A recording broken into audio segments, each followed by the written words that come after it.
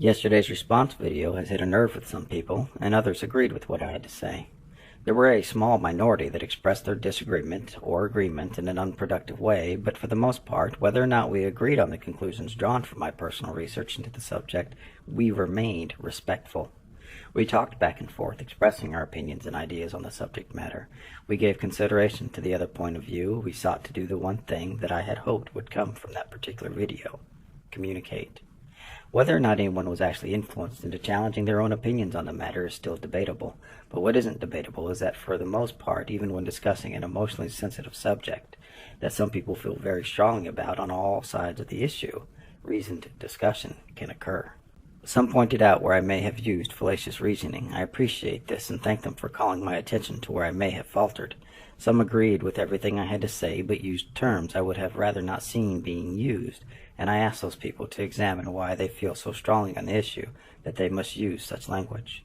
I am grateful to everyone who commented and expressed their disagreement, agreement, confusion, or just expressed that for them the jury is still out on the matter.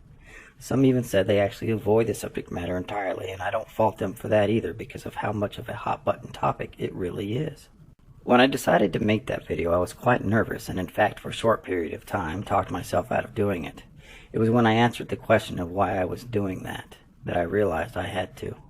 I had to challenge my own double standards when dealing with those who agree with me on one concept.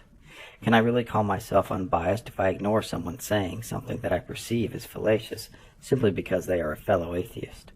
Can I continue challenging what theists have to say in the manner that I do if I refuse to challenge what those who agree with me have to say? I don't think I could. I don't think that holding my side of one particular conceptual debate to a lesser standard of reasoning, simply because I may agree with their conclusions, is honest. Holding myself and others who would agree with me to a lesser standard does us all a great disservice. It could very likely result in lazy applications of critical thinking, dismissive attitudes toward arguments that may actually deserve more consideration.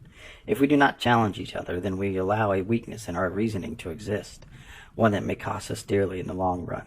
What failed opposing argument was presented before the U.S. Supreme Court when they ruled corporations were U.S. citizens?